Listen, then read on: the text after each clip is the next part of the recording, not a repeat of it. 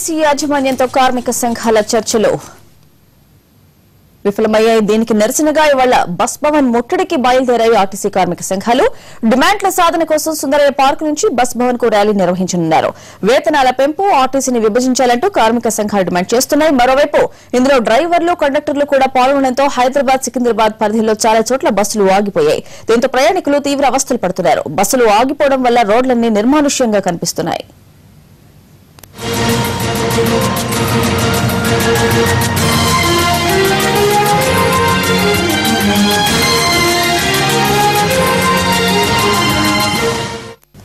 కార్మిక సంఘాల ఆందోళన బాటతో హైదరాబాద్, సికింద్రాబాద్ పరిధిలో ఆర్టీసీ బస్ సర్వీసులు నిలిచిపోయాయి. దీంతో ప్రయాణికులు తీవ్ర ఇబ్బందులు పడుతున్నారు. ముఖ్యంగా ఉద్యోగులు, విద్యార్థుల ఇక్కట్లు అన్ని ఇన్ని కావు.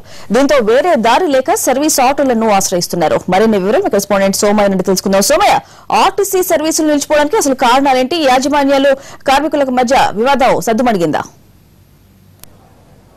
Thank you Swathi. మొత్తం మీద 43% పీఆర్సీ ప్రభుత్వ ఉద్యోగులకు ఇచ్చినట్లుగానే ఆర్టీసీ కార్మికులకు కూడా ఇవ్వాలని చెప్పి ఇప్పటికే ఆర్టీసీ యాజమాన్యానికి నోటీసులు ఇవ్వడం జరిగింది. సో ఈ గత 2-3 దఫాలుగా జరిగినటువంటి చర్చలు సంతృప్తికరంగా లేకపోవడంతో ఈ రోజు బస్ భవన్ ముట్టడికి 2 ప్రధాన గుర్తింపు సంఘాలు, తెలంగాణ మజ్దూర్ యూనియన్, అదేవిధంగా ఏపీలోని ఎంప్లాయీస్ యూనియన్ 2 సంఘాలు ఈ రోజు బస్ భవన్ ముట్టడి పిలిపించాయి. అయితే ఎవరికి వారు లీవులు పెట్టి స్వచ్ఛందంగా ఇక్కడికి బస్ భవన్ ముట్టడి కార్యక్రమానికి వచ్చినట్టు ప్రయాణికులకు కూడా నగరంలో తీవ్రస్థాయిలో ఇబ్బందులు పడుతున్నటువంటి పరిస్థితి ఒకవైపు నెలకొంది. అయితే కార్మికులు ఏమంటున్నారు?